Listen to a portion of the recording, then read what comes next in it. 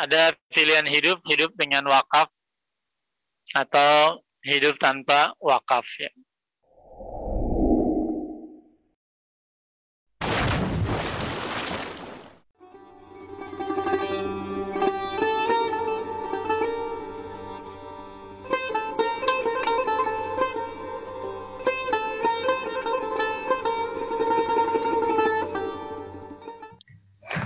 Baik, bismillah, assalamualaikum warahmatullahi wabarakatuh. Alhamdulillah, wassalatu wassalamu ala sayyidina rasulillah wa ala alihi wa sahbihi wa walahbad.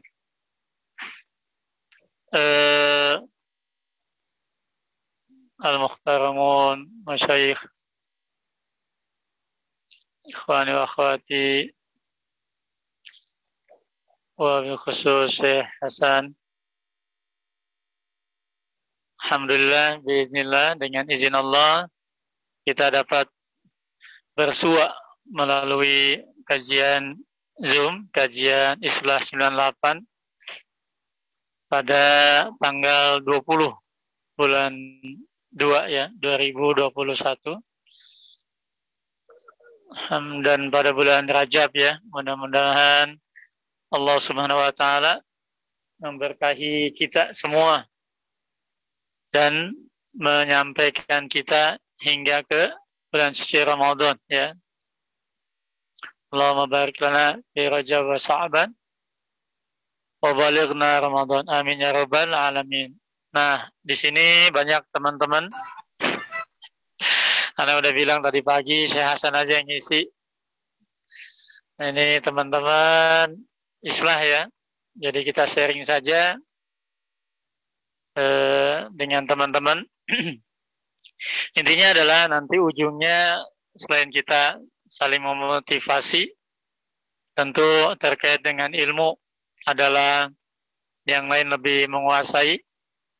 Tapi ujungnya ingin kita sampaikan bagaimana dari Islah ya, nanti memiliki gerakan untuk wakaf, dan betapa indahnya kalau kita memiliki gedung atau masjid atau lahan atau properti apa ya yang dikaitkan dengan wakaf Islah 98 ya. Karena yang dihadir di sini luar biasa ya, tempat belajar saya. Maka yang pertama kita lihat sesuai dengan judulnya. Saya kira banyak dari kalangan yang lain selain teman-teman Islam itu tentang 7 keajaiban wakaf. Ya, ini alhamdulillah Ana beberapa kali menyampaikan tentang hal ini ya. Biasanya closing ratusan juta ya. Nggak tahu kalau di sini ya, saya Hasan. Di open aja mic-nya ya, sambil santai. Masya Allah. Yang pertama ada pilihan hidup dengan wakaf atau hidup tanpa wakaf ya. Suka pertanyaan pada kita, kalau punya uang enaknya untuk apa? Nah, ini ada bos-bos banyak ya. Ada mungkin untuk makan, ya untuk keluarga, untuk beli ini itu, atau ganti handphone. Kita bayangkan kalau kita dapat rezeki 100 juta, ya, tiba-tiba dapat bonus nih dari prodi ahwal syakhsiyah, ya. Nah, langsung di benak kita apa? Mungkin beli kendaraan atau apa, ya. Nah, tapi yang terbayang, apakah pernahkah kemudian kita ketika mendengarkan mempunyai uang 100 juta, masjid mana yang butuh wakaf? Pesantren mana yang kekurangan semen, ya. Atau alokasi bisnis wakaf produktif mana yang bisa kita bantu. Nah, sehingga segala sesuatu memang berkaitan dengan mindset dan apa yang ada dalam pikiran kita. Ya. Kalau kita langsung masuk jalan-jalan pelesiran, maka jadinya itu. Sehingga kalau ditanya apakah kita sudah jalan-jalan ke A, B, C, D, mungkin banyak yang bilang sudah. Kalau ditanya sudah punya ini itu, mungkin banyak di kalangan yang lain sudah miliki. Ya, ini tentu bukan buat teman-teman Islam ya. Tapi kalau ditanya sudah berapa masjid yang kau simpan uang untuk wakaf, berapa pesantren yang ada uang kita mengalir di situ, berapa mushaf wakaf yang sudah kita bagikan. Nah, ini kembali pada kita. Nah, itu sudah di-share di Ustadzah Atiyah ya. Nah, sehingga sekarang saya juga bertanya pada yang lain. Saya pernah di Medan, itu ada ketua organisasi ya. Dia ketika ditanyakan biasanya apa, dia ingat jalan-jalan, kemudian ngasih ke teman-temannya. Begitu saya sampaikan, sudah punya wakaf belum, sudah ada yang diwakafkan belum, ternyata dia menunduk, meneteskan air mata, dia menyatakan belum ada. Sedangkan dia amal ibadah biasa, juga dia mantan preman, dan selepas itu saya menyampaikan, dia langsung berikan cek pada saya 100 juta untuk diwakafkan. Nah, kenapa saya tulis kalau bisa hidup gembira keajaiban, kenapa pilih yang biasa saja berjalan? Jika darinya nyata amat menakjubkan, kenapa dari yang lain lebih mengharapkan? Karena sejatinya bicara tentang wakaf adalah untuk keajaiban hidup kita. Bukan yang biasa, kalau pengen punya kendaraan minjem, kalau pengen punya jodoh, melamar dulu, pasang DP, menarik. Nah, tapi pengen ajaib, tiba-tiba kita pengen nikah lagi, datang yang melamar kita, ya. Keajaiban, kita punya uang, tiba-tiba datang, ujuk-ujuk. Nah, sehingga yang pertama adalah ada tentang 7 keajaiban wakaf ya. Yang pertama, saya lihat untuk jadi manusia yang paling kaya.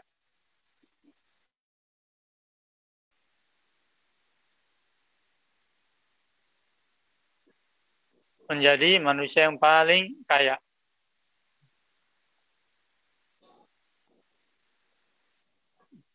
Ya.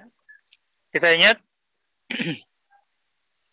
dalam bahasa kita ya, bahwasannya yang namanya yang paling kaya itu adalah yang turunan. Yang kaya itu adalah yang dibagikan puluhan keluarganya tidak habis-habis. Sedangkan kita ingat bahwa dalam hadis ya, diingatkan uang kita, apalagi yang biasa saja, kekayaan kita biasa, cepat habis. Dan kita diingatkan oleh Rasulullah SAW ya, bahwasannya yang kita makan habis ya, tidak abadi. Kemudian yang kita yang kita pakai akan usang. Makal of nights ya. Lalu mana bisa lalu ma tasaddaqta fa amdait. Sehingga yang tersisa adalah apa yang kita sedekahkan. Dan konsepsinya kalau dengan wakaf ini tidak akan habis 7 turunan, bukan untuk 1000 tahun, bukan untuk juta abad, ya. Tapi bisa untuk selama-lamanya. Maka orang yang wakaf itu orang yang terkaya, orang yang memiliki harta yang tidak akan habisnya. Hingga ajaib dari wakaf itu ketika kita bisa hidup menjadi yang kaya selamanya. Misalnya kita tentu ingat ada rekening Utsman bin Affan radhiyallahu anhu, itu masih ada wujudnya dari sumber yang beliau beli. Lalu saat ini ya ada ya Majrah bir Utsman bun yang dijadikan sekian ratus pohon kurma. Lalu dari situ sudah diinvestasikan, ada hotel-hotel di Madinah. Ya. Hingga sampai saat ini sudah ya, ribuan tahun kekayaan itu masih dinikmati, dibagi dua ya. Kalau dari Utsman dibagi dua, ada yang buat fakir miskin dan ada untuk diinvestasikan kembali, maka banyak hotel-hotel. Lalu kalau di haji ada Habib Bogak Al-Ashi ya, itu jamaah haji Aceh, setiap tahunnya selalu dapat uang. Setiap tahun ya saya juga biasa kalau di umroh itu pakai hotel beliau ya, dan itu tiap tahunnya 6 juta real, 22 miliar diberikan. Tapi karena amanahnya kepada jamaah Aceh, maka yang disampaikan hanya ke jamaah Aceh ya, mendapatkan tiap jamaah langsung tiap ibadah haji. Dan itu dari wakaf produktif yang dijadikan beberapa hotel di Mekah. Lalu ada tahun ini beliau mewakafkan nilai 1 miliar dolar. Nah sekarang sudah jadi aset yang beragam yang terus mengalir secara produktif. Yang kedua, keajaibannya sejatinya kita butuh dengan wakaf. Idza mata insan inqata anhu ya, illa min salasat. Itu apa? Waladun salih yad'ula, ilmun yuntafa'u bi, au shadaqatun jariyah. Ya. Jadi ada 3. Kalau anak kita nggak tahu, anak kita didik, tapi kita nggak tahu besok kayak gimana. Ya, ada yang lewat. Sadasri. Ilmu kita juga nggak tahu. Ilmu kita disampaikan di ceramah atau di mengajar, nggak tahu murid kita bakal memanfaatkan atau tidak. Nah, tapi kalau yang kita wakafkan itu bisa terdeteksi, masih jelas ya adanya. Kita yakin ini bakal membantu kita. Next. Nah, maka tidak ada pilihan lain untuk kemudian wakaf. Saya ternyum ada kolonel masih aktif. Ya datang saya bilang ibadah saya biasa Ustaz. Anak saya juga nggak tahu bagaimana. Dan dia menyerahkan ke kami ya tanahnya, lalu ia bangun langsung beberapa lokasi untuk pendidikan Al-Quran. Ya. Disitulah ia menyadari bahwasanya memang saya butuh dengan wakaf. Justru saya terima kasih karena ada tanah yang bisa saya wakafkan, ada bangunan yang bisa saya bangun, lalu saya gunakan. Kalau nggak gitu, saya nggak tahu bagaimana nasib saya. Ya. Yang ketiga, ya 30 menit cepat ya. Lanjut. Nah, kita nanti diskusi yang lebih ini. Yang ketiga adalah wakaf ini jadi hidup lebih bahagia. Ada buku The Science of Giving, Experimental approach to study of charity.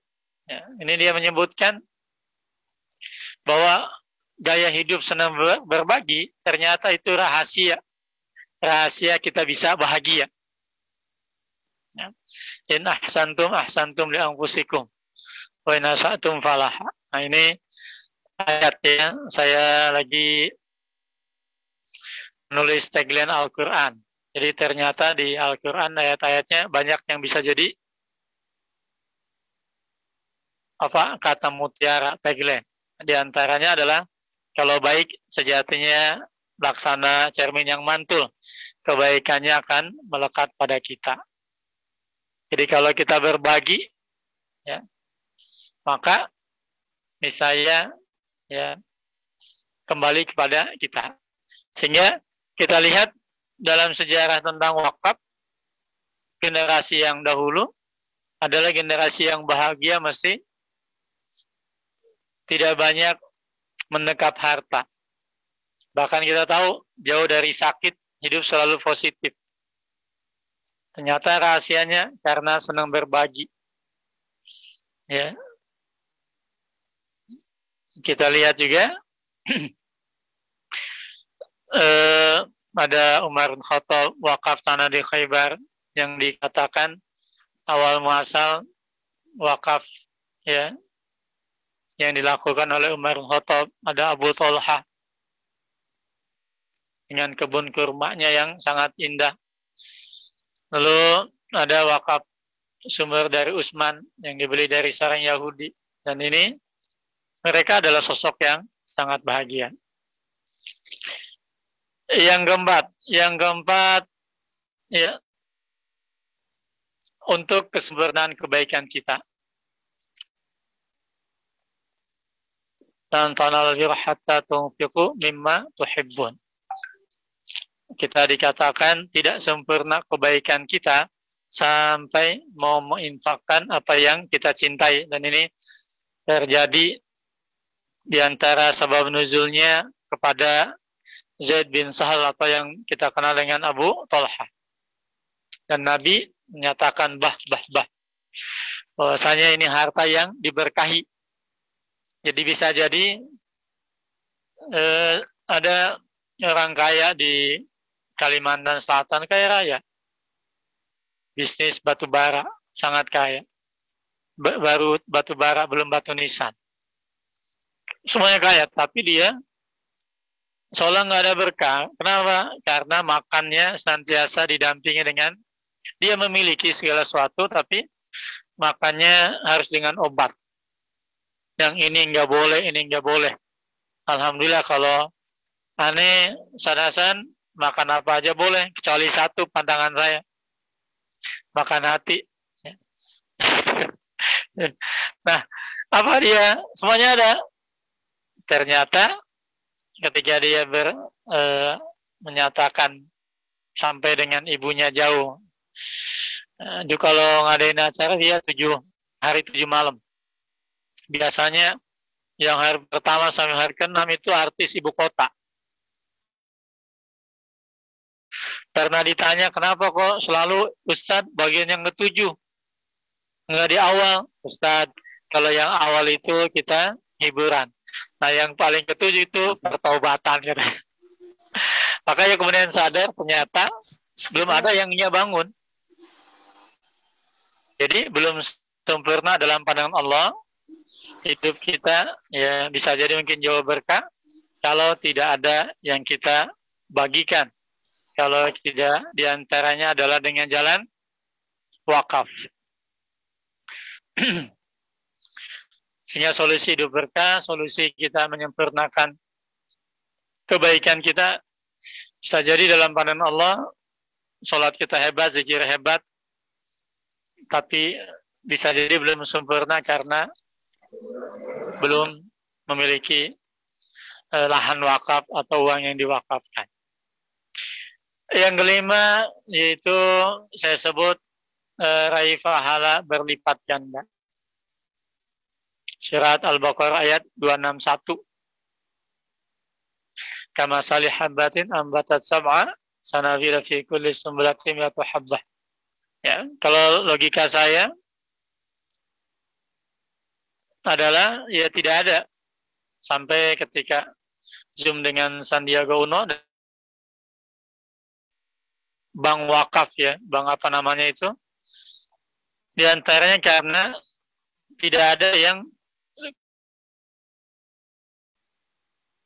tidak atau sampai yang usaha investasi bodong uka-uka, tidak ada yang sampai 700%. Jadi kalau kita wakafkan 1 juta, maka laksana mendapatkan, kita investasi mendapatkan 700 juta coy. Kalau 10 juta, sehingga 7 miliar. Dan ini rahasianya kenapa banyak berbondong-bondong. Kalau kita lihat hotel di Grand Zamzam, ya, itu wakaf. Ya. Dan banyak pihak yang ikut serta berdonasi, dan sampai saat ini keuntungannya malah berlipat-lipat luas. Ya. Lalu kita tahu, saya baca ada maskapai Emirat. Ya, kalau kita dulu terbang ke Mesir naik aman. Ya, Emirat itu dalam maskapainya ada 10 seat, hasilnya itu diwakafkan. Lalu kalau saya juga dengar Albaik dalam keuntungan ya, ada terlalu banyak teman-teman yang punya minimarket, punya mall, ada yang dengan setiap bulan apa ia wakafkan. Ada yang sekian persen diwakafkan hasilnya, ada pom bensin. Ada yang pom bensin hasilnya dengan untuk pesantren. Ya. Mungkin di sini ada yang ASN, ya, hasil serdosnya buat wakaf. Baik. Nah, lalu dari jendela wakaf, selanjutnya jendela wakaf, sedikit lagi ya. Nah, tentu wakaf itu banyak definisinya. Kalau saya secara simpel, wakaf manfaat didapat. Jadi ada Imam Nawawi, intinya sama.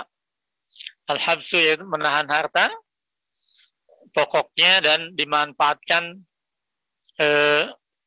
dari harta itu. Nah, nanti tentang wakaf juga sudah ditelurkan dalam Undang-Undang Indonesia pasal 5 tahun 41 tahun 2004. Lalu kita pun saat ini ada BWI, Badan Wakaf Indonesia. Kemarin ada seleksi penerimaan, saya ditawarin oleh salah satu ketua bidang wakaf. Tapi saya nggak mau. Kalau mau katanya bisa, tapi saya tidak karena ada kesibukan yang lain. Dan saat ini alhamdulillah ada Teh Yuli ya berada di BWI, Teh Yuli Yasin. Baik, lalu rukun wakaf, ya ini maklum ya, ada al-waqif, mauquf alaih, dan sighah. Dan ini yang diantaranya membedakan dengan zakat, infak, sedekah. Karena kalau dari komposisinya wakaf ini masuk dalam infak yang sunnah. Infak wajib tentu ada zakat dan nafkah untuk keluarga. Nah, nanti bedanya ya simpel, yaitu dari sisi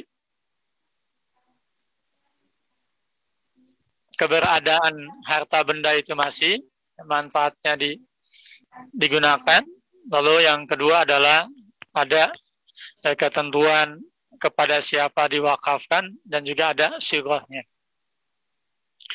Baik, langsung mengingat waktu, jamaah sekalian. Ada kategori wakaf ya secara singkat. Nah, ini macam-macam memang pembagiannya. Lalu Anda buatkan aja yang pertama kategori peruntukan. Ada wakaf khairi ya. ada wakaf zuriyah ya, ada ahli, ada wakaf musyarak. Itu wakaf sosial, ada wakaf hanya untuk keluarganya atau keturunannya. Ini ya menarik juga tuh, supaya salah satu sisi kita kepada keluarga, yang kedua bernilai wakaf. Ini nanti keuntungan mall saya yang ada di Gading Serpong buat keluarga saya, semua keturunannya. Ya. Dan satu sisi ini pun yang ketika Rasul ajarkan pada Abu Thalhah, itu berikan dahulu kepada keluarganya. Ya. Ada wakaf musyarak ya, yaitu kombinasi setengah, misalnya hasil sawah ini setengahnya buat keluarga, setengahnya buat, bisa demikian. Lalu yang kedua, kategori dari jenis hartanya. Ada benda tak bergerak, ada yang bergerak non tunai, non uang, benda bergerak tunai atau uang. Benda tak bergerak, ya, sawah, kemudian tanah buat masjid, pesantren, benda bergerak non tunai ya mobil, benda bergerak uang ya. Lalu kategori waktu ada mu'abbad, selamanya, ada mu'aqqad, sementara. Ini musim panen sekarang diwakafkan, ya bisa. Atau tadi seperti yang pom bensin untuk bulan ketiga, hasil semuanya diwakafkan untuk pesantren, untuk sekolah apa. Lalu yang keempat adalah dari kategori operasionalnya. Ada wakaf mubasyir, langsung. Misalnya langsung untuk masjid, untuk sekolah, untuk sholat, sekolah, untuk kegiatan belajar, dan yang lainnya. Ada yang produktif, istismari, ya. Nah ini, yaitu kegiatannya produktif, investasi nambah, dan hasilnya diberikan untuk wakaf. Nanti ada penjelasan tentang wakaf produktif. Wakaf produktif kita lanjutkan. Yang bawah ya. Karena judulnya dari wakaf produktif hingga tunai. Jadi bagaimana ada wakaf diproduktifkan sehingga menghasilkan surplus. Seperti dari sumber Usman yang jadi kebun lalu jadi hotel, lalu juga wakaf Iren Zam-Zam untuk pengurusan Masjidil Haram dan Zam-Zam. Ya. Lalu inilah di kita yang belum. Nah nanti mudah-mudahan ada yang masuk di Kementerian Agama, itu kan sayang. Uang haji, dana haji triliunan. Dan sekarang kan kayak di Jawa Barat sudah 17 tahun. Di Sulawesi, Kalimantan Selatan sampai 34 tahun masa nunggunya. Dan itu orang sudah membayarkan 25 juta. Itu kali berapa? Kalau itu digunakan dengan yang amanah, kita bisa beli jalan tol. Uang jamaah hajinya tetap. Kita bisa beli hotel. Ya. Yang diyakini ini secara ahli bakal menghasilkan. Uangnya tetap. Dan itu bisa menjadi pengurang biaya haji. Atau kita bisa beli hotel, kita bisa beli mall, ya. Dan itu jadi produktif. Dan sayang saat ini berlomba-lomba bank konvensional dan bank yang syariah, dan dalam hal ini Kemenag, ya, atau pemerintah hanya mendapatkan bagian hasil atau bunganya, dan itu udah luar biasa. Jadi sayang tidak dimanfaatkan. Sama halnya dengan uang-uang yang ada di bank, yang itu dimanfaatkan oleh kolega kroni mereka. Hadiah-hadiah buat nasabah sedikit. Ya. Maka ini penting menggalakkan wakaf produktif. Nanti saat asri itu banyak idenya, kita bisa beli madu dari mana, atau dari yang kita kumpulkan, kita beli apa, dan hartanya tetap, bahkan gedungnya akan terus meningkat nilainya. Apalagi disewakan saja sudah mengandung untung yang luar biasa. Saya di CV Ani, ya saya mengelola minimarket, dan itu dari 1 bisa sampai 8, dan sekarang dari aset yang ada itu nilainya naik, dan dari penghasilan itu kan bisa ratusan juta, dan itulah untuk kita mengelola pengajian, mengelola lembaga pendidikan, menggaji karyawan di sana.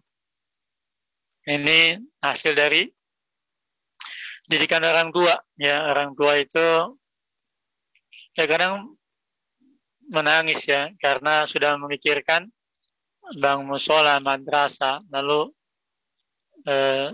wakaf produktif tadi dengan membangun sejumlah minimarket, dan dari hasilnya bisa buat kita anak-anaknya, juga kemudian buat pendidikan, pengajian. Yang tiap pekan 3 kali pengajian, lalu buat sekolah ya, itu pun ada, dan itu luar biasa konsepsi produktif. Nah, jadi di kita satu belum banyak yang melirik, ya, karena yang di BWI pun kewalahan dalam arti bagaimana pengelolaannya. Ya, pengelolaannya jadi pintu-pintu untuk masuk pada ranah bisnis tertutup. Samping warga kita pun kebanyakan ya kalau wakaf ya bayangannya masjid, walaupun nggak ada masalah. Jadi butuh konsepsi, butuh contoh. Ya, dan seperti Al-Azhar kan demikian. Gitu luas dengan. Lalu wakaf tunai kemarin sempat heboh ya, karena saat itu dianggap uang wakaf itu adalah modus pemerintah. Padahal itu karena saya tahu sendiri itu tidak ya. Tidak ada 1% pun digunakan oleh pemerintah seperti hoak yang ada. Memang itu kerjanya BWI, tapi pengen ada gongnya, maka diresmikan oleh Bapak Jokowi dan Kiai Haji Ma'ruf Amin. Nah, jadinya karena masih belum ganti presiden dan lawannya, nah jadi suguhan negatif jadinya. Maka BWI saya langsung dengar lagi berupaya untuk mensucikan program itu. Nah, wakaf tunai ini sama posisinya seperti yang banyak menyebar ya. Di kita 10.000 1 meter bagian wakaf. 100.000 jadi untuk beli karpet ya. Dan ini digalakan oleh kalangan masjid, kemudian pesantren. Nah, yang paling penting juga kita bisa mengalokasikan seperti Syekh Aid Al-Qarni ya, menggerakkan mulai 250 untuk membangun gedung di dekat Mekah untuk anak-anak yatim. Nah, lalu yang belum dari wakaf tunai ini menarik, kalau kita misalnya butuh dana berapa sih untuk investasi, katakanlah kita bikin minimarket 500 juta, dibagi tuh. Dulu bapak saya juga ikut, saya melihat jabatan bank muamalat itu kan dengan 10.000 dan berapa saham ya, tapi kita ganti itu dengan wakaf. Maka yang pertama, kalau ada berbisnisnya apa, lalu ada yang menggangnya siapa, jumlahnya berapa, dan ini manfaatnya bisa diberikan. Seandainya ada istilah 98 punya gedung islah, ya, lantai bisnis atau mall, nanti dari penghasilannya dikelola dengan cakep, penghasilannya kemudian ke teman-teman yang punya pesantren. Dari situ muter. Dan bisa jadi 1 juta, berapa juta dari kita itu terus menghasilkan. Nah ini atau ya masing-masing bisa menggalakkan di lingkungannya. Karena saya alhamdulillah ya mengalami langsung dahsyatnya hidup dengan wakaf. Sekarang kita pun ya terus saja mengalir. Dan di antara tahadus binema berupaya kemanapun kita masuk masjid, pesantren, harus ada dana yang kita titipkan. Siapa tahu ya dengan itu digunakan oleh pengurus masjid, pengurus pesantren, jadi yang wakaf dan kita nggak tahu pahala kita sedikit dan kelak akan mengalir luar biasa. Tentu saya yakin teman-teman di sini lebih paham dan mungkin sudah banyak yang mengamalkan. Nah, kita tinggal ya kalau memang ada jalan ya, melingkup lini islah atau teman-teman apa yang jadi produktif dan diantaranya yang bisa membantu teman-teman yang tidak mampu. Saya ada teman yang ya 4 tahun ya dia kuliah dari Timur Tengah tapi sekarang dia sedih gitu jadi supir taksi. Kemarin saya ketemu dengan terapis dan dia menceritakan itu. Dan banyak yang lain, apalagi teman-teman yang saat ini yang bergelut di dunia haji umroh lagi off ya, termasuk saya. Nah baik ini nanti silakan kita diskusikan. Mudah-mudahan hidup kita penuh keajaiban ya. Dan insya Allah penuh berkah, sempurna kebaikan kita dan menjadi manusia yang paling kaya ya. Wallahu a'lam bishawab. Jazakumullah khair. Assalamualaikum warahmatullahi wabarakatuh. Waalaikumsalam warahmatullahi wabarakatuh. Setelah kita buka sesi tanya jawab, untuk membuka sesi tanya jawab ini saya persilahkan 3 penanya dulu dan mohon diaktifkan, kalau bisa diaktifkan gambarnya sekalian, video sama suaranya.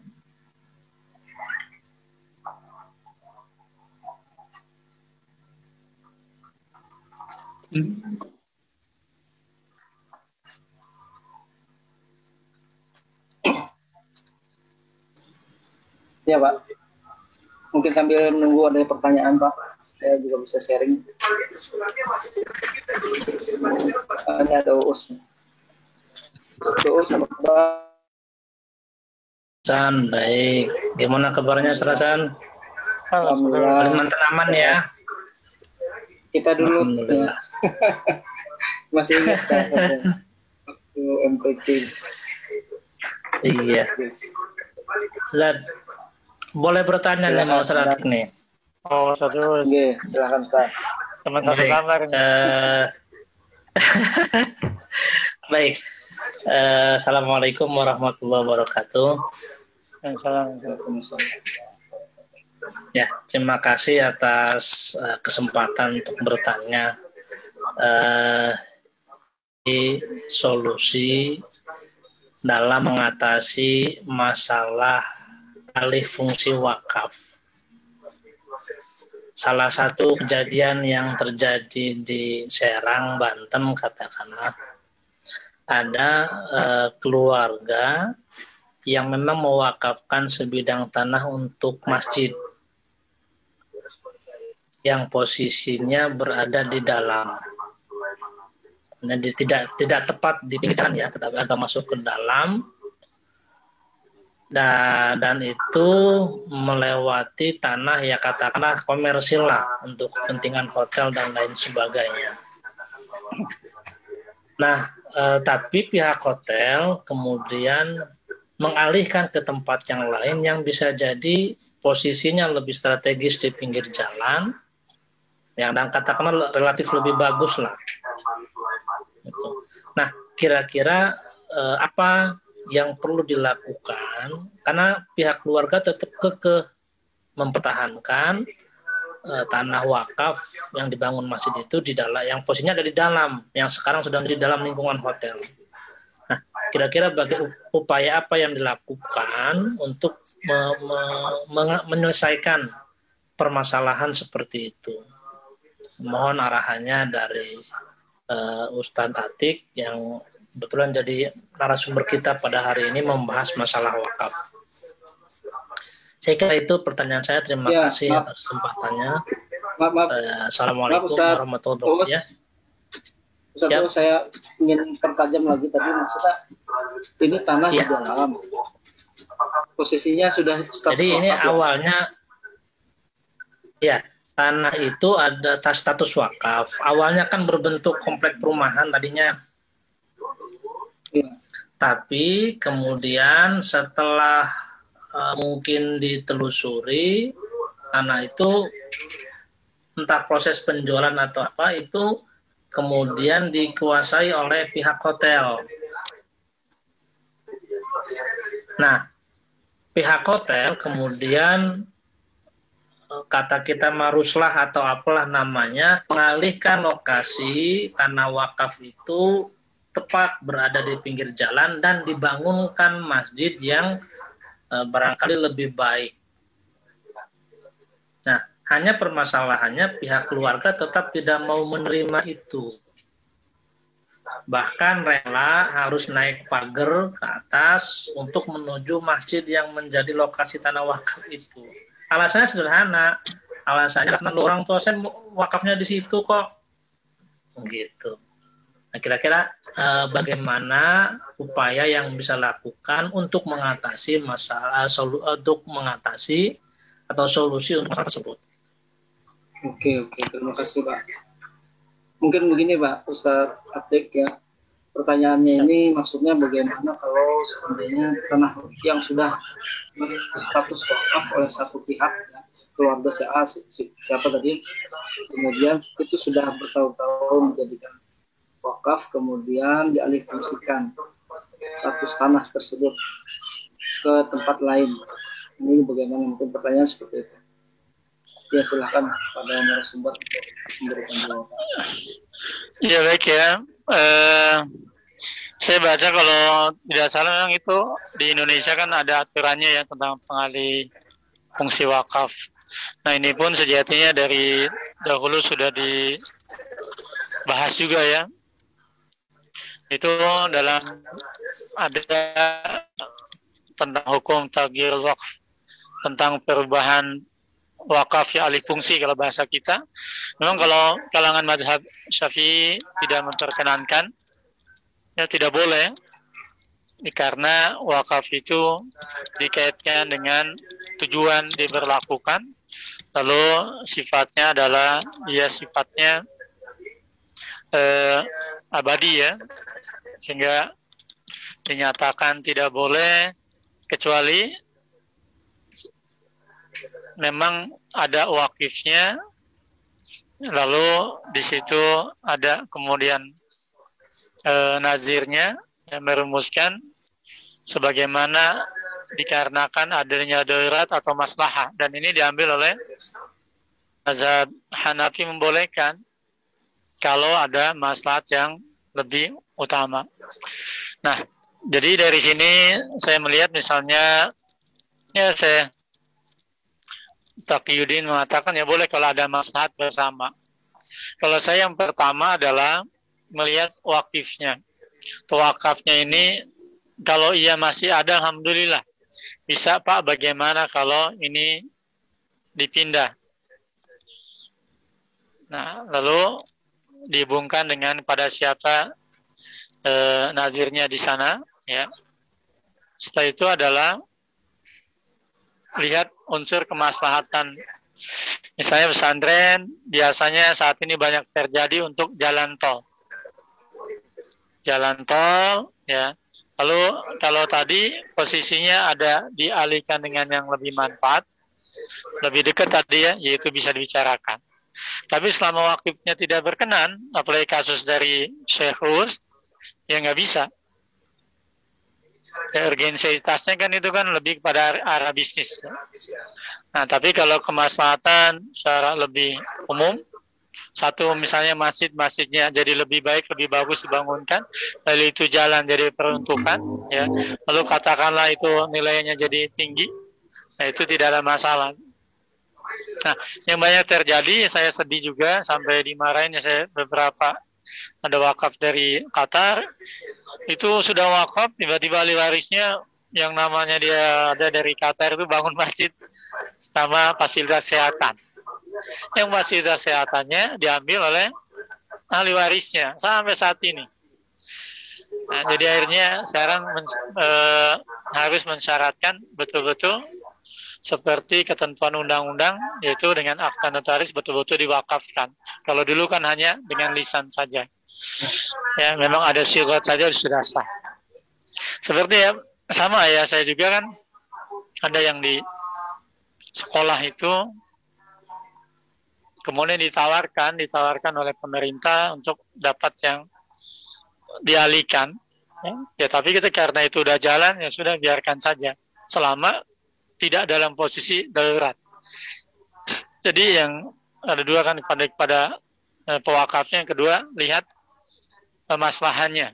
Ya, kalau dalam keadaan darurat nggak bisa nih, kalau nggak lewat jalan ini, jadi jalannya muter nih, jalan tolnya jadi muter, jadi biayanya nambah, kemudian kasihan warga jadi beloknya lebih jauh.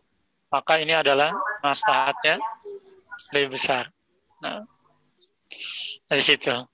Ya, jadi boleh sadus. Nah, tapi kalau posisi tadi pewakafnya nggak mau, ya sudah dipertahankan di situ. Nggak boleh cara paksa. Apalagi kepentingan korporasi ya, perusahaan. Begitu. Nah, nanti mungkin ada dari yang lain. Ya. Berarti tetap dibiarkan begitu, tidak. Berarti yang perlu dilakukan, apakah perlu memberikan pemahaman, karena memang posisinya sudah digantikan dengan lokasi yang lebih baik sebenarnya. Apakah banyak perlu pemahaman kepada ahli waris atau memang dibiarkan tetap seperti itu, artinya tetap di dalam?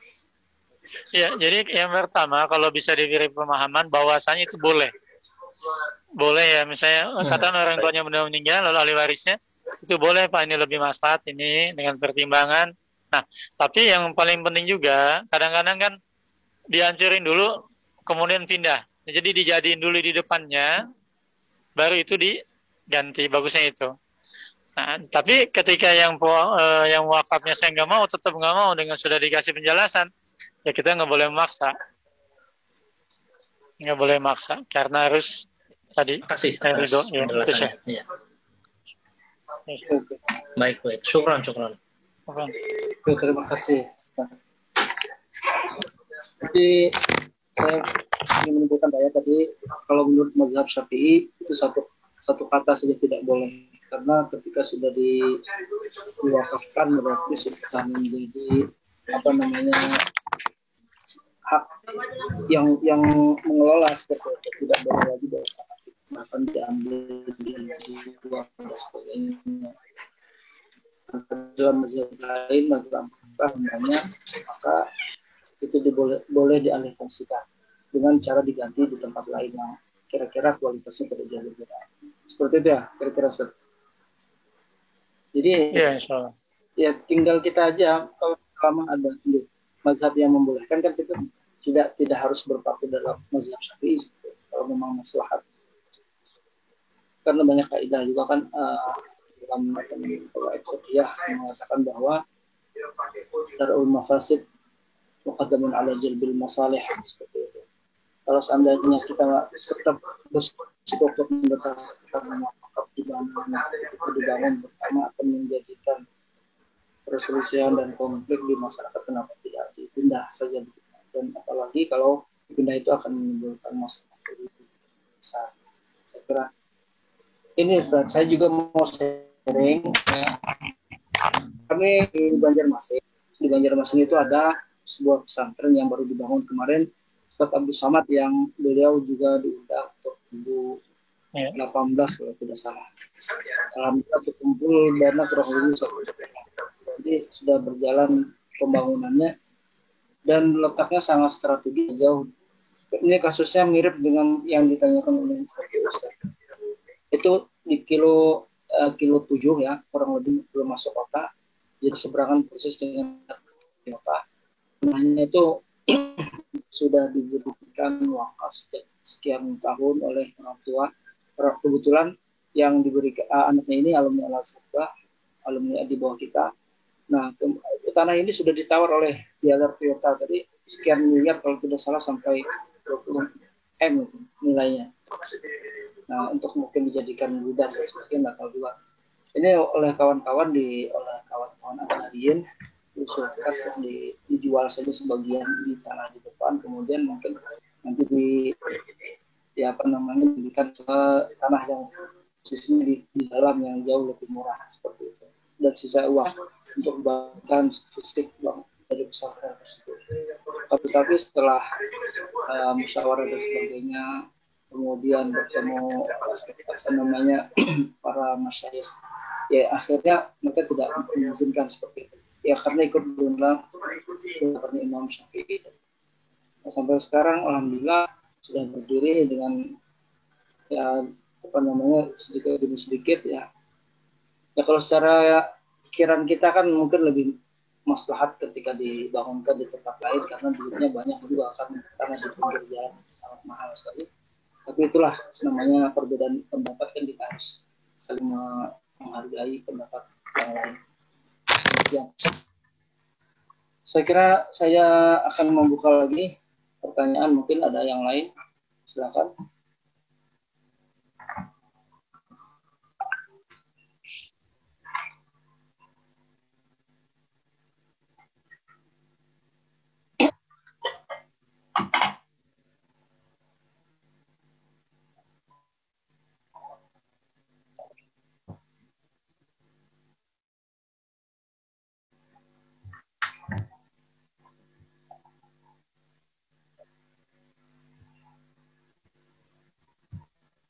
Oke. Kalau belum ada, boleh saya ingin bertanya, Ustaz Fikri. Siap. Ustaz Fikri, ya. Siap Saya pernah didatangin bimbingan skripsi, jadi dia minta, Pak, ada dalil tentang wakaf ini apa? Maksudnya ada nggak kata wakaf di dalam ayat Al-Quran, ayat yang mengandung kata wakaf, yang artinya ya yang kita terkait dengan dalam artian memberikan harta tadi ya pada orang lain secara sukarela. Ya, terima kasih. Iya, kalau dalil itu kan, kalau dalil wakaf kembali menggunakan yang tanolul biro ya. Kemudian kalau al-waqfu kan secara bahasa kan al-habsu ya, menahan.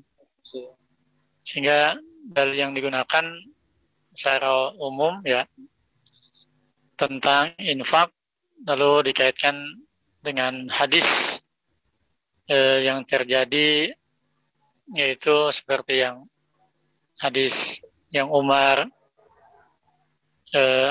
di tanah Khaybar kan, lalu tentang Abu Talha, semua kaitannya menggunakan dalil istiqra, mengambil dari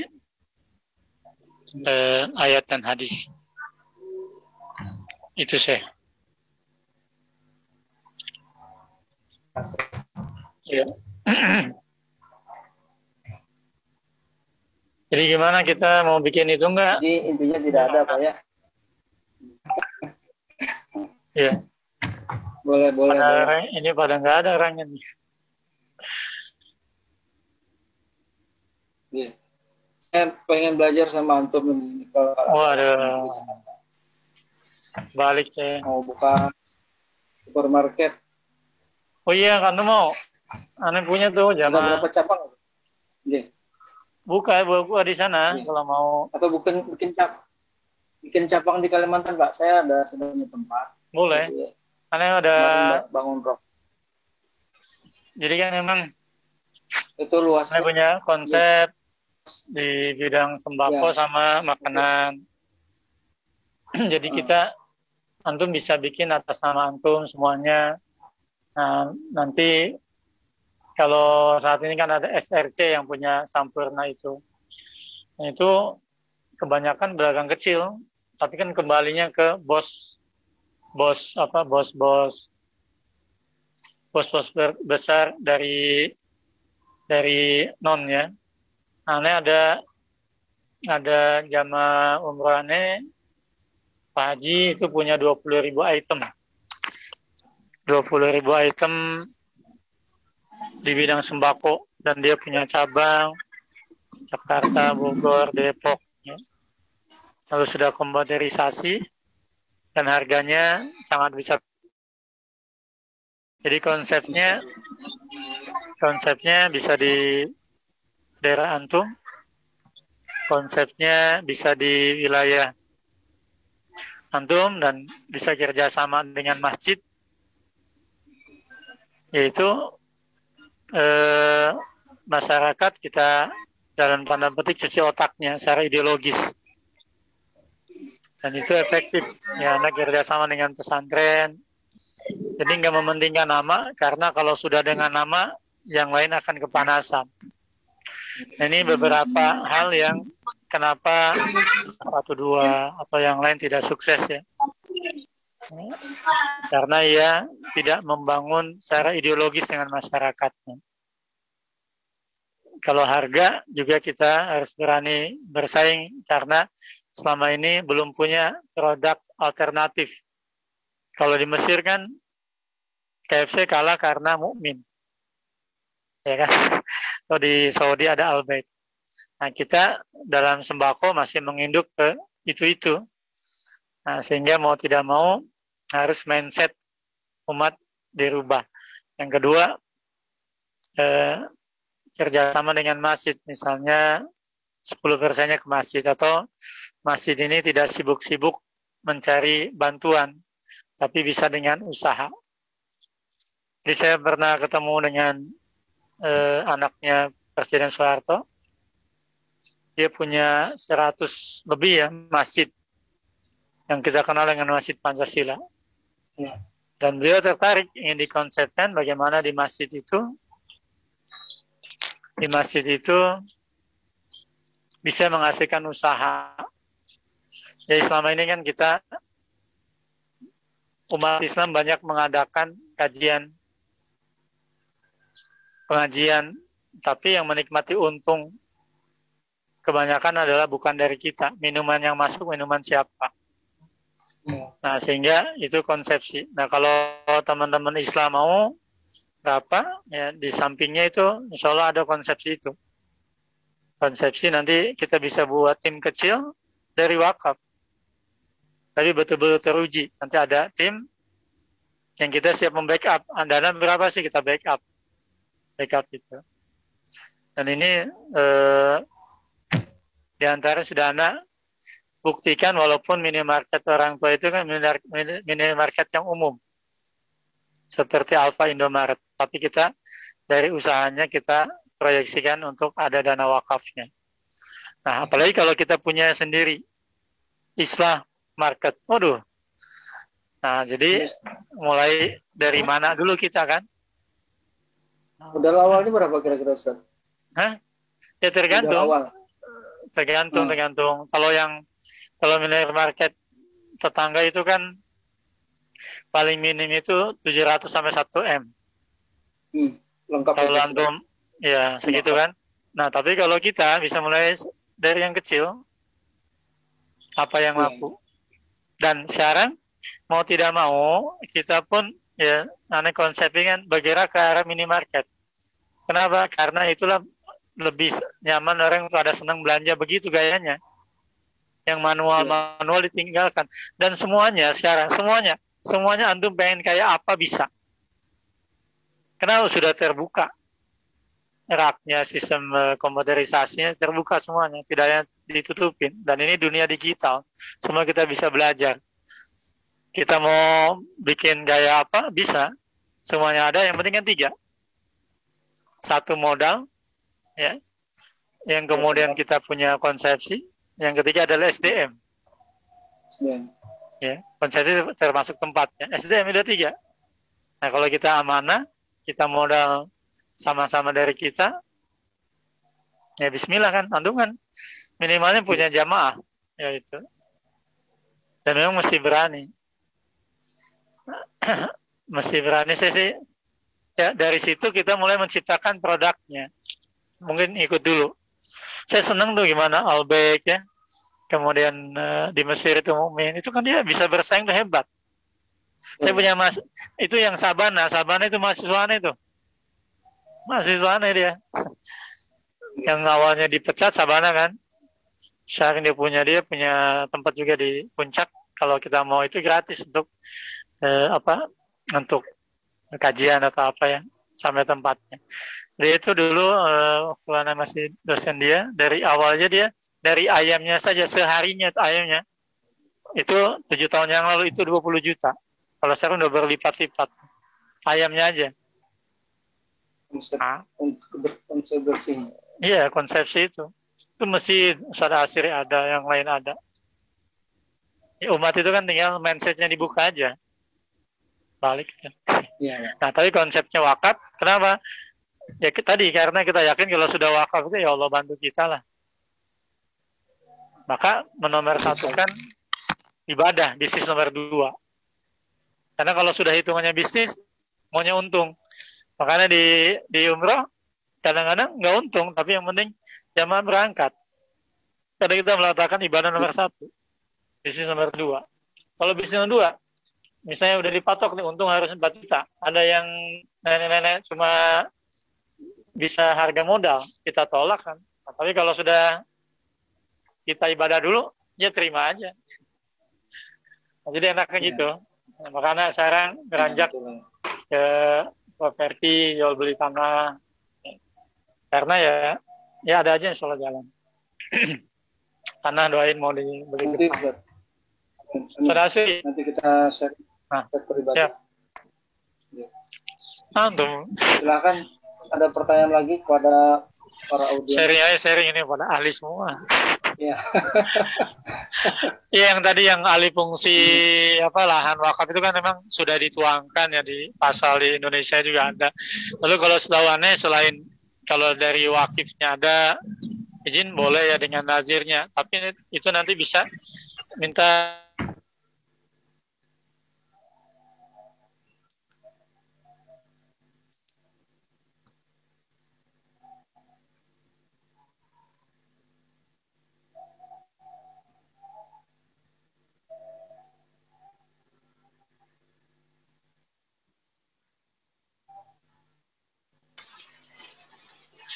hilang sinyal kan Ustaz Atik? Hilang nih tiba-tiba. Oh, hilang sinyal. Tiba-tiba Ustaz Atiknya tiba-tiba hilang. Nggak tahu jaringannya. Jaringannya jelas. Ya. Gimana, kita tutup aja? Hilang, kira-kira balik lagi nggak? Kalau balik lagi masih mau bertanya sih. Mungkin bisa dijawab sama Ustaz Hasan juga. saya tidak ada persiapan sama sekali. Sebetulnya nazir itu boleh ini nggak sih terima gaji dari wakaf ini? Gimana suaranya nggak jelas nih Pak? Mbak? Nggak jelas. Soalnya ini tetangga lagi hajatan nih, suara kenceng. Sudah bisa. Sebetulnya boleh nggak nazir itu menerima gaji?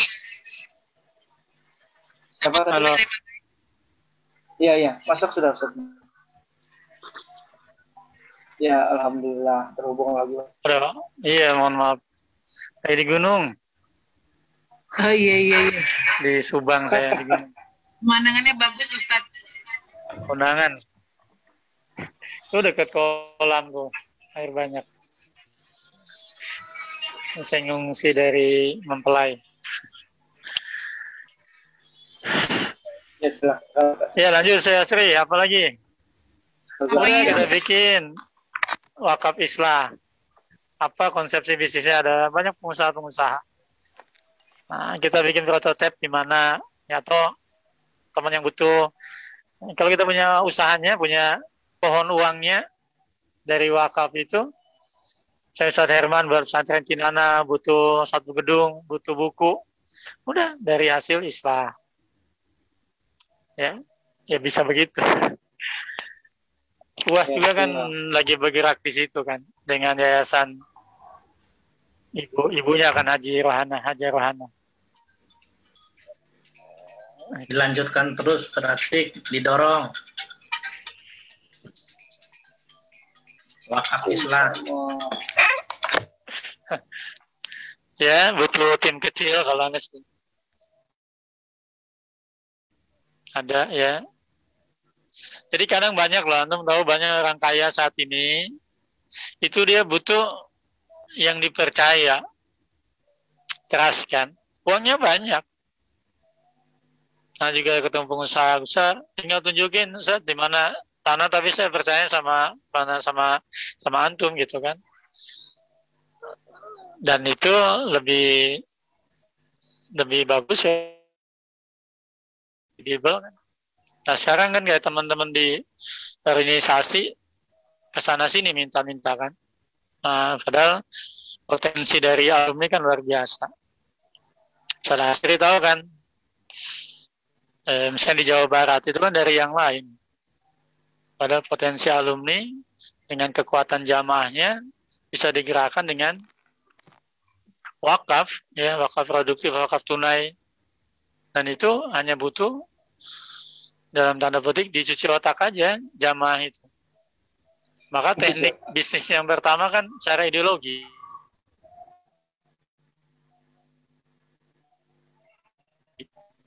Udah ideologi ini beli kan tutup mata. Kalau udah bawa surga tutup mata dari harga dan yang lainnya. Dulu kan salami nasinya naik kan? Iya betul. MJ sama Roma beli itu. Tapi karena mereka politik jadi jat. Ya. Saya artisnya antum tahu itu kan bawa-bawa dalam tanda petik jual-jual agama kan. Padahal kapasitas kita yang menjelaskan itu. Anak keliling wakaf ya hampir 1 M dapat kan. Ya, orang bisa lelang ini dapat. Kemarin ada sekolah pindah minta menyampaikan ya sekali alhamdulillah dapat 120 langsung jadi. Ya kalau antum kan mempan, makanya kan tadi bingung nggak nyampein ke antum. Tapi kalau kayak yang lain kan bisa kita ini ya untuk wakaf. Syekh, Ustaz Azan mau izin. Saya juga ada Ustaz TV itu, alhamdulillah dari awal tuh anak nggak. Dari awal anak bikinin proposal, anak bikin ini. Silakan. Foto, saya. Azan. Di Al-Jihad. Pada nggak ada orangnya ya? Fadal. Di Al-Jihad itu, kami sebelumnya membina jamaah kurang lebih sekitar 1.000 kakak di komplek Taman Kopo Katapang itu. Semenjak 2014 dipercayakan sebagai ketua DKM dengan kecenderungan masyarakatnya semuanya menginginkan sesuatu yang baru. Jadi apa yang disampaikan tadi dari awal saya sangat terinspirasi dari antum.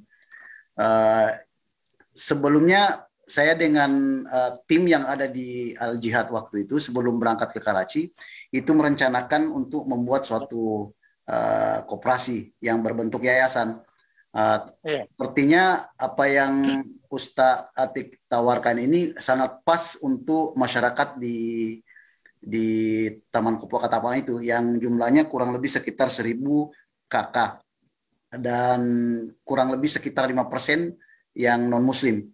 Di situ sudah ada Alfamart, kemudian ada yang dekat-dekat situ ada Burma, tapi orang-orang di situ kan terutama jamaah-jamaah yang sudah ngaji sama kami itu, insya Allah pasti milihnya kepada apa yang kami tawarkan.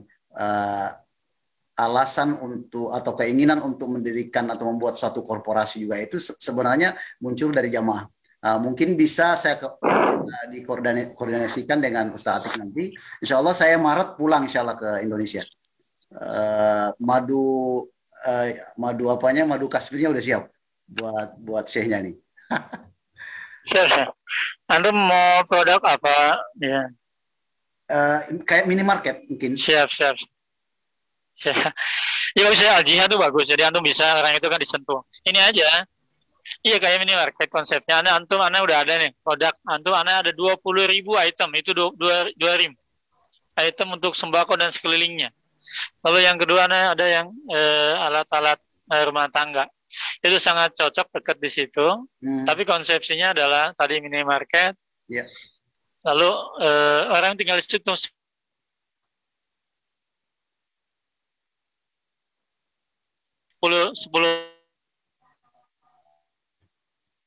atau 20%.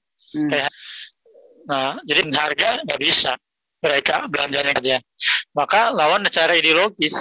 Yeah. Padang itu Sumatera itu nggak ada Alfa Indomaret.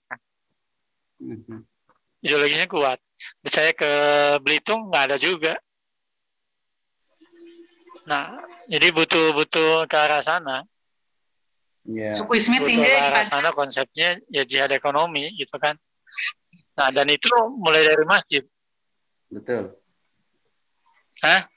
Anda butuh support antum nanti. Kalau bisa ada waktu bisa ngasih pengajian. Siap sih, Maret ya. Anda siapin. Tinggal Anda kasih aja konsep antum mau apa. Udah ada. Anda merapat lah ke Purwakarta. Iya. Siap. Sumatera Barat nggak ada. Iya, mana aja Pak, Bandung, yang lain mana. Nah, di situ kita bisa ada istilahnya kan 10% islah gitu. Misalnya gini, kalau ada beberapa teman di daerah, ya, katakan kita butuh berapa untuk ini, tadi ya, modal. Ya. Udah di situ kita alokasikan, ya kalau modal dari rekanan juga ada kan, tapi di situ kita alokasikan ada buat islah sekian persen. Nah kita tawarkan ke teman-teman, misalnya ini jatahnya islah 100 juta, ya udah tawarin. Nah di situ jadi wakaf tapi abadi kan. Nah tapi kalau misalnya teman-teman mau melihat dulu, ya nggak apa-apa, Ana sama Ustaz Asri nabda ya nih. Nabda insyaallah. Bismillah. Ada di mana-mana ya. Ana ada kue juga, Ana dagang donat juga. Dagang donat juga sama tuh. Dan itu kemana-mana ya. Dan ini udah di Pekanbaru sama Jambi udah buat. Sada Herman. Kalau nyebrang ke Sulawesi, Syekh, ongkosnya kira-kira ini enggak? Kosnya tinggi enggak ya? Justru Sulawesi itu ya, pasar yang sangat-sangat besar sekali. Senang saya kalau Sulawesi. Orangnya kan hebat. Yeah. Jamaah haji kan umroh banyak mereka, tukang belanja. Betul. Mereka itu saya nangis kadang, nggak penting punya rumah, punya mobil, punya apa, yang penting ke tanah suci. Betul. Beda dengan mindsetnya orang Jabodetabek. Itu hebatnya. Nah itu dahsyat saya. Ini mesti hina kelas. Hadir insyaallah. Semua itu intinya. Jadi kita kan ini nggak bisa Jakarta. Kalau dengan alam terbuka ini, aduh, semuanya kebuka. Antum pengen apa itu ada jalannya, ada jalurnya. Ya Rob. Iya kan? Ya. Insyaallah itu. Syukran Syekh. Jadi maksudnya kadang sayang juga kan teman-teman yang ngisi di mana-mana, tapi yang memanfaatkan secara ekonominya orang lain gitu. Baik Syekh, kita siapkan modalnya insyaallah. Siap. Sama produknya. Tempatnya sudah ada sih kalau di Al Jihad. Oh mantap itu. Ya, Mudah-mudahan bisa dikoneksikan itu. siap. Ya, ada bikin gitulah. Kalau dari awal kita kuat secara konsumen, yang kedua ya bikin produk tandingan kan. Ya. Dan itu mesti kuat. Ya. Nah, ide-ide dari Karachi boleh apa kan? Simpel aja kita di Mesir lihat Mukmin tuh bisa ngalahin yang dekat Wisma kan. Hal baik itu bisa hebat ya.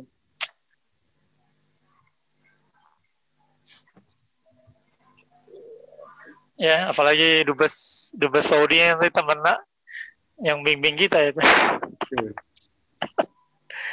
Mungkin moderator kita apa namanya?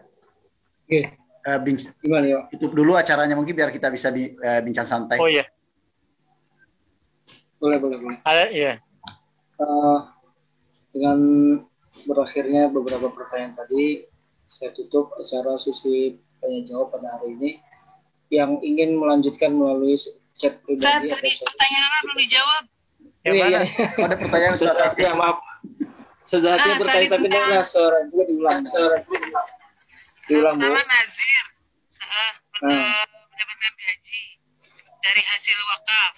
Ya. Terus yang kedua ahli waris boleh nggak nuntut balik tuh? Kalau misalnya udah biasa kan gini, kalau udah maju terus tiba-tiba menarik kembali wakaf yang diwakafkan oleh keluarganya. Bagaimana itu hukumnya, Ustaz?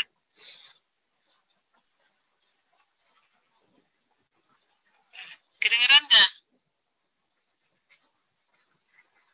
Halo? Diulang sekali lagi bisa. Yang pertama, bolehkah seorang nazir menerima gaji dari hasil usaha wakaf?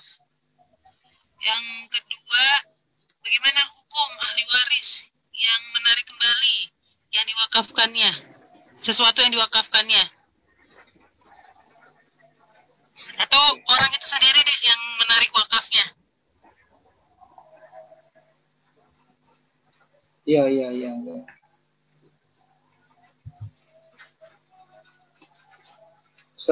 Ustaz Fikri. Ustaz Atiknya hilang lagi. Sinyalnya di Subang nggak?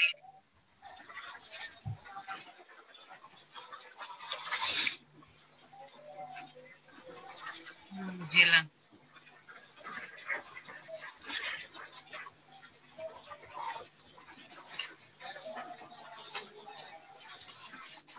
Nah itu udah datang Ustaz Atiknya, cuma udah masuk belum? Soalnya kadang-kadang di Indonesia tuh suka gitu tuh, kalau udah maju biasanya suka ngerasa itu miliknya gitu. Maju itu maksudnya apa, Mbak? Ya biasanya kalau misalnya udah yayasan udah besar, artinya ahli warisnya iya betul. minta balik, itu kan punya kakek gue tuh. Iya. Saya pernah terjadi juga ketika di masjid di tempat suami tuh gitu, ketika sudah dikelola sudah bagus, akhirnya merasa itu masjidnya masjid keluarga dia, jadi hanya mereka yang berhak mengurus, jadi ditarik lagi gitu. Padahal itu kan wakaf oleh orang tuanya, oleh keluarga besar, diwakafkan untuk kebutuhan umat dan dikelola oleh orang yang dipercaya gitu sebagai nazir. Tapi ketika melihat sudah banyak jamaahnya, diambil alih kembali gitu, karena merasa itu adalah milik keluarga mereka. Oke. Ini saya sharing aja. Mungkin tidak menjawab ya secara langsung karena bukan saya narasumbernya. Kalau menurut hemat saya tidak boleh diambil yang namanya sudah diberikan itu. Itu hak umat sudah. Konteksnya kalau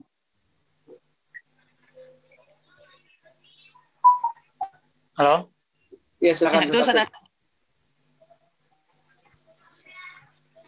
Ya, yang pertama memang kan kalau secara hukum kan misalnya dengan ada syarat tadi ya, ya wakif yang wakafkan. Nah, yang mewakafkan ini nanti kan memang ya ada ayah misalnya udah meninggal, itu kan larinya ke ahli waris kan. Nah, sekarang yang terjadi itu banyak terjadi ketika itu berupa lisan atau yang tidak memiliki kekuatan hukum. Nah, lemah di situ. Kalau lemah tadi konteksnya begitu ya memang ya urusannya urusan Allah kan, dosa atau tidak dosa. Nah, tapi kalau saya bicara soal hukum, itu kan ada undang-undangnya, ada hukumnya juga. Ya. Nah, kalau yang banyak yang terjadi tanah masjid kadang-kadang ada lebihnya, aslinya udah buat masjid semua diminta oleh ahli warisnya karena dia butuh uang, itu ada. Nah, secara hukumnya ya tentu tidak boleh ya, tidak boleh kalau diperuntukkan untuk ya untuk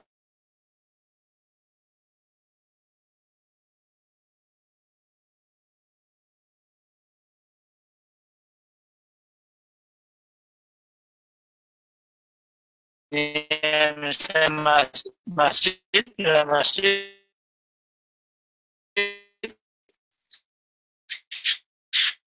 ada tanah lagi baru diusulkan buat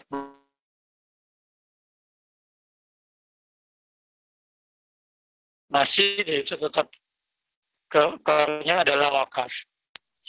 Nah, bagaimana penyelesaiannya? Kalau secara lisan ya ini bisa dibawa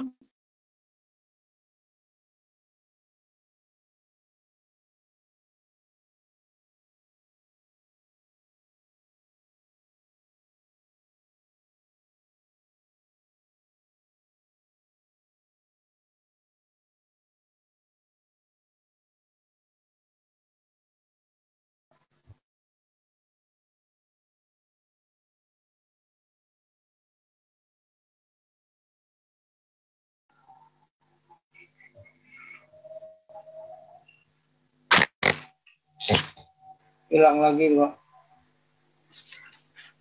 Ustaz Hasan aja lanjutin, Ustaz. Mohon izin, di sini kami sudah azan salat asar, sudah sampai salat asar. Jadi tadi mungkin kesimpulannya tidak boleh Mbak. Kalau namanya sudah diwakafkan sama sesuatu yang kita berikan kepada orang lain, masa diambil lagi kan, seperti itu. Dan sekarang juga di dalam aturan wakaf itu sudah ada, bahkan sekarang kan orang yang mewakafkan sesuatu baik itu tanah atau masjid, untuk masjid ataupun untuk sekolahan, pesantren, madrasah dan lain-lainnya, harus ada surat akta notarisnya supaya nanti ahli waris itu tidak boleh lagi mengambil, menggugat dan sebagainya. Dan yang saya tahu aturan yang berikutnya, kalau misalkan satu yayasan ini kan misalkan kita mewakafkan sebidang tanah untuk pesantren atau masjid ya, ukuran berapa kali berapa misalkan seperti itu, dalam beberapa tahun si yayasan yang ditunjuk untuk mengelola itu tidak mampu mengelola, maka itu diambil alih fungsi oleh pemerintah pada aturan sekarang. Seperti itu. Ini untuk mungkin tujuannya baik, yaitu untuk supaya jangan sampai tanah wakaf tadi diambil kembali gitu. Yang saya ini mau saya tanyakan juga tadi kepada Ustaz Atik, ada suatu kasus, jadi di tempat saya itu di pesantren dulu, orang tua dari beberapa orang anaknya mewakafkan tanah untuk fungsi sebagai masjid atau sebagai musola pesantren, yang fungsinya itu sangat vital sekali dan dipakai jamaah ya. Orang-orang orang luar pun ikut juga salat di situ. Sampai beberapa saat kemudian saat pesantren itu membesar, ternyata bantuan dibikinkan masjid Pancasila, Yayasan Amal Bakti Pancasila tadi. Nah, sehingga musola tadi dialihfungsikan menjadi lokal untuk perkuliahan. Namanya perkuliahan kan campur baur laki perempuan dan sebagainya. Akhirnya keluarga dari pihak wakif ini menggugat begitu. Nah, ini bagaimana, kan tadinya perjanjiannya sebagai masjid kok dibikin menjadi Nah, ini membingungkan juga seperti itu. Dialihfungsikan ini boleh tidak? Nah, apakah alasan diperbolehkan mengambil itu karena beralih fungsi? Ini juga saya belum paham hukumnya seperti apa. Saya mohon izin, mohon pamit bukan karena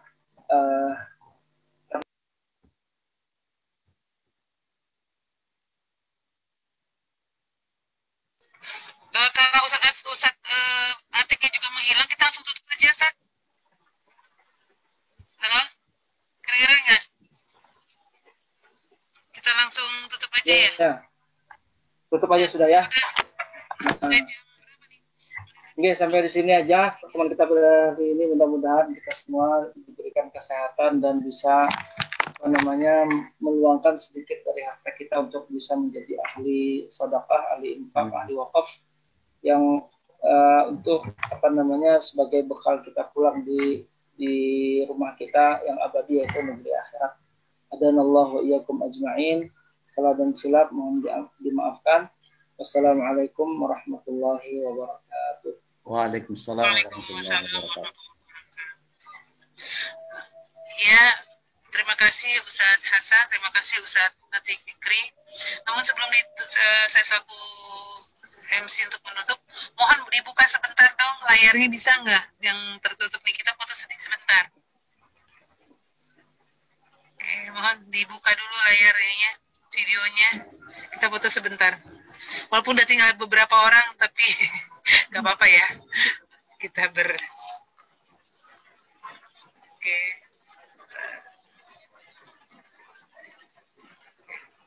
Sudah siap. Bentar.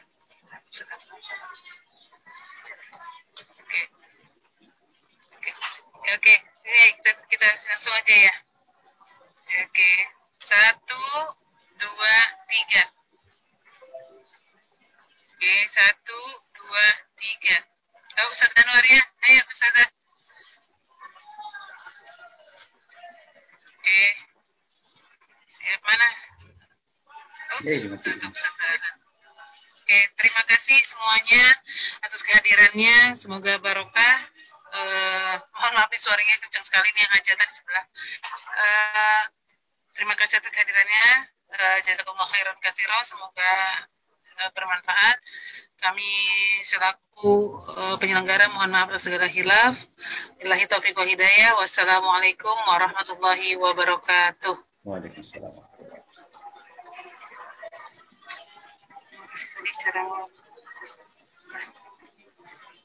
nunggu Gus Karien aja lah.